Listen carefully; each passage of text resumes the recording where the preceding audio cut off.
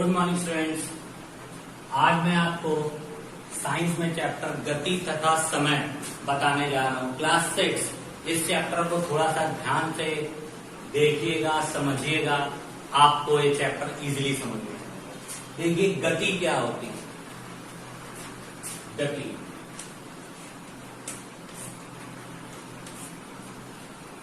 अब सिंपल सी चीज है, ये एक वस्तु यहां पे रखी हुई, मैंने इस पे बल लगाकर वस्तु को यहां भेज दिया। पहले वस्तु यहां थी, अब वस्तु यहां चली गई। इसका मतलब इसकी स्थिति में क्या हो गया? परिवर्तन। वस्तु यहां से यहां चली गई, तो ये क्या कहला गई? गति। तो सिंपल सी परिभाषा क्या होगा इसकी? किसी वस्तु की स्थिति में परिवर्तन होना ही गति कहलाता है। किसी वस्तु की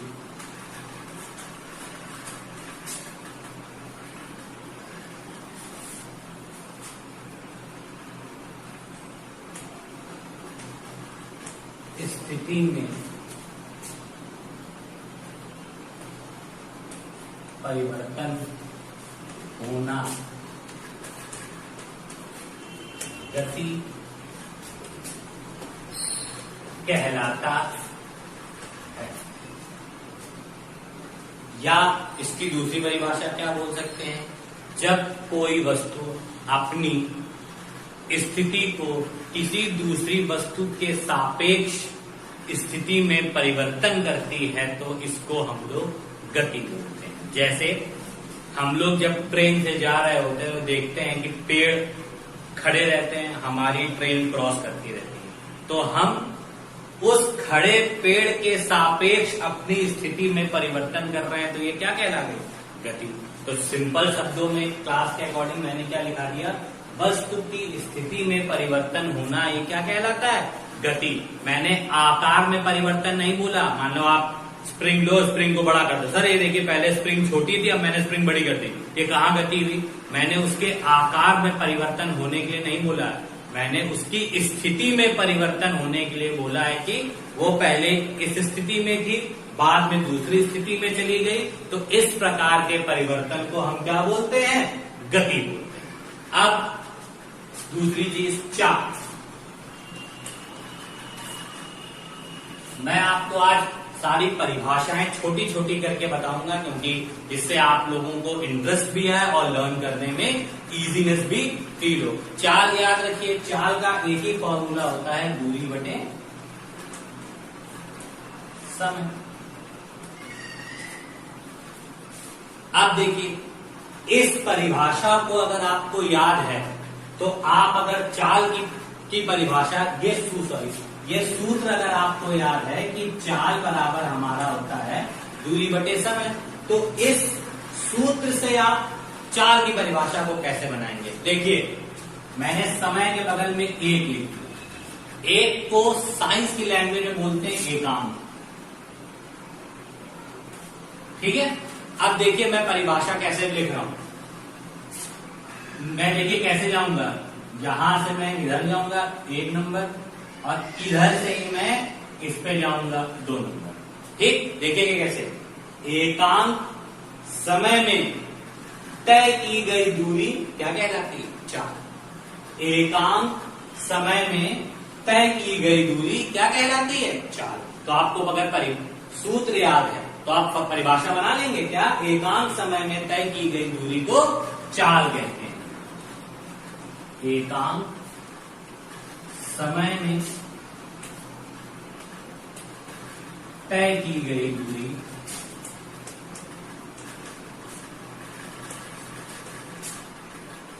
चाल कहलाती है,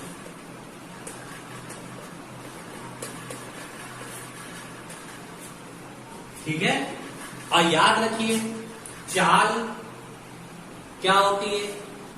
एक जगह से दूसरी जगह पे जाना, और इसका मात्रक क्या होता है?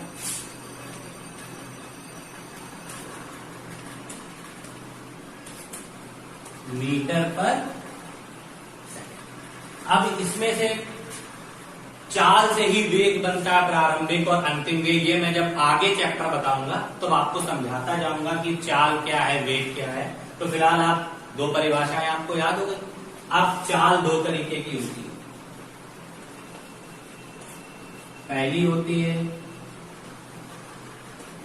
समान चाल और दूसरी होती है हमारी असमान चाल। अब देखिए समान चाल क्या होती है।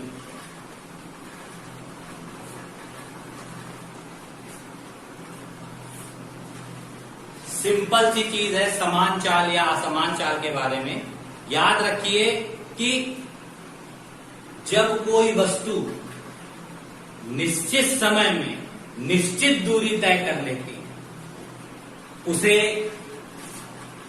उस प्रकार की चाल को या उस वस्तु की उस चाल को हम समान चाल बोलते हैं। जैसे कहने का मतलब क्या है कि जब कोई वस्तु एक निश्चित दूरी एक नियत समय में यानी एक डेफिनेट टाइम में कवर कर लेती है, उस प्रकार की चाल को हम समान चाल बोलते हैं। जब कोई वस्तु या गतिशील वस्तु लिखिए, जब कोई गतिशील वस्तु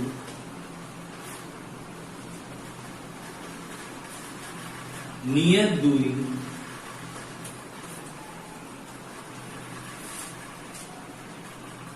नियत समय में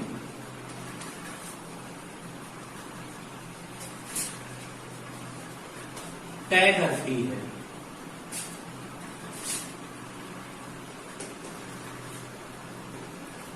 तो इस प्रकार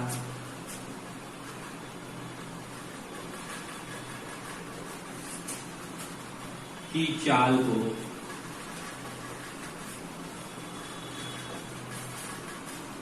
समान चाल कहते हैं। देखिएगा थोड़ा सा, वस्तु एक नियत दूरी एक नियत समय में तय।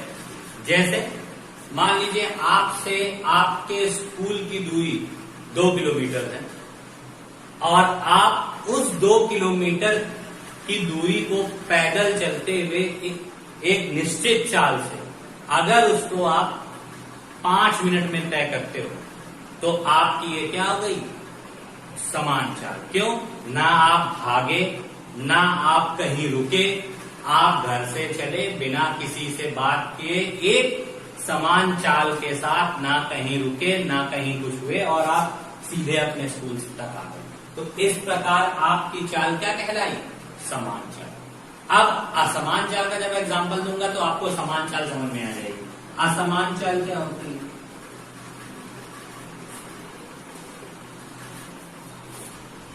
जब कोई गतिशील वस्तु नियत दूरी अनिश्चित समय में तय करती है, सब कुछ वही है, बस केवल क्या, जब कोई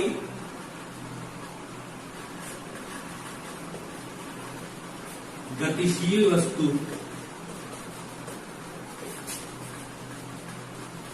नियत दूरी,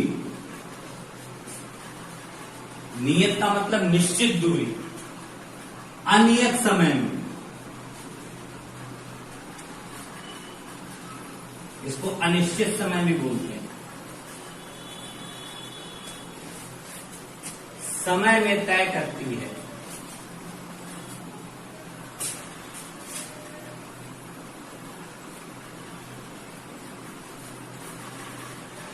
तो वस्तु की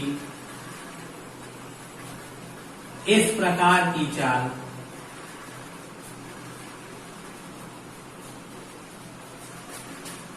कौन सी चाल कहलाती है, असमान चाल कहलाती है। देखिए बहुत ध्यान से, जैसे अभी हमने आपको बताया था, आपसे आपके घर की दूरी 2 किलोमीटर, आप बैग लेके घर से चले, आपका फ्रेंड मिल गया, आप रुक गए। इसके बाद थोड़ा सा और आगे चले तो दूसरे फ्रेंड ने आपको किया रुको हम भी आ रहे हैं, फिर आप रुक गए। इसके बाद आप दोनों फ्रेंड्स एक साथ इकट्ठे हुए और स्कूल को पहुंचे। तो जो डिस्टेंस आपकी समान चाल से 5 मिनट में कवर होने वाली थी, वही डिस्टेंस फ्रेंड्स की वजह से, रुकने की वजह से आपकी समय को ज्यादा ले लिया, यानी आपकी चाल को उसने रोक दिया और उस दूरी को तय करने में समय को ज्यादा ले लिया। तो इस प्रकार की चाल को हम क्या बोलते हैं? असमान चाल। ठीक, समान चाल में क्या होता है? वस्तु नियत दूरी नियत समय में तय करती है। असमान चाल में क्या होता है? वस्तु की दूरी तो नियत होती है पर वो समय अनियत लेती है। जैसे आप स्कूल से घर आने में, फ्रेंड्स को बुलाने में या रुकने में आपको टाइम लग गया, तो वही जो 1 किलोमीटर की दूरी थी या 2 किलोमीटर की दूरी थी जो आप 5 मिनट में कवर कर लेते थे, आप फ्रेंड्स को बुलाने के लिए वही डिस्टेंस आपकी 6 मिनट या 7 मिनट या 8 मिनट में कवर हुई। तो दूरी वही रही पर समय आपको अलग लगा। तो इस प्रकार की चाल हमारी क्या कहलाती है? असमान चाल। ठीक है, याद हो जाएगा।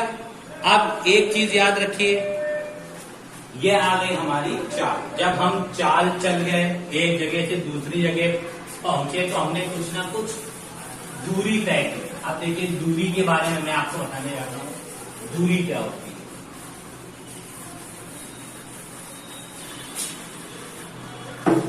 दूरी,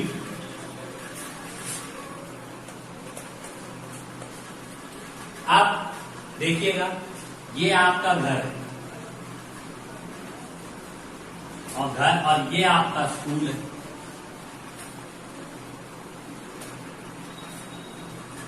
घर से आप चले और आप स्कूल पहुंच गए। तो अगर हम दूरी के बारे में बात करें तो दूरी की परिभाषा हम क्या लिख सकते हैं कि गतिशील वस्तु द्वारा तय की गई पथ की लंबाई, यानी इसकी लंबाई वो वस्तु द्वारा तय की गई क्या बोलते हैं? दूरी। ठीक है, गतिमान वस्तु द्वारा तय किए गए पथ की लंबाई। आप यहां से यहां तक चले, आपका रास्ता ये हुआ। पथ माने होता है रास्ता। आपके रास्ते की लंबाई को ही आपकी क्या कहलाएगी? दूरी। आप अगर अपने घर से चलते हैं और मेजरमेंट बड़ा सा फीता लीजिए, आपको आपके घर से आपके स्कूल तक जाना हो तो स्कूल से फीते के द्वारा नापते चले जाइए, तो पता चल जाएगा आपकी दूरी क्या है। तो क्या लिख सकते हैं इसमें परिभाषा कि गतिशील वस्तु द्वारा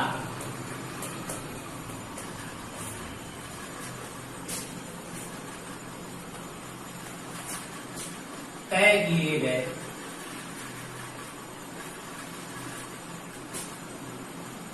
पथ की लंबाई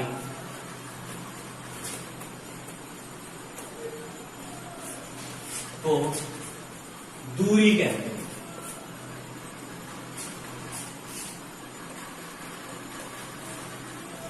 इसका मात्रक मीटर होता। देखिए, मात्रक मीटर भी होता है, किलोमीटर भी होता है, तो आप केवल इसमें मीटर को याद रखिए, मात्रक मीटर होता है। बाकी किलोमीटर ये सब हम आपको बताएंगे आज। ठीक, तो हमने आज चाल सीखा, दूरी सीखी, समान चाल सीखा, असमान चाल सीखा, गति सीखा और दूरी। ये परिभाषाएं हमने आज आपको समझाई हैं। कल मैं आपको विस्थापन, वेग परिवर्तन, ये सब चीजें आपको बताऊंगा और समय क्या होता है। बस इतनी चीज बताने के बाद ये चैप्टर आपका खत्म हो जाएगा। बहुत आराम से मैंने आपको ये चैप्टर समझाया है। आप लोगों की क्लास छोटी थी, इसलिए इस चीज को थोड़ा सा फिगर्स के थ्रू अच्छी तरीके से वीडियो को देख के समझिएगा, आप लोगों को समझ में आएगा। Thank you and have a nice day.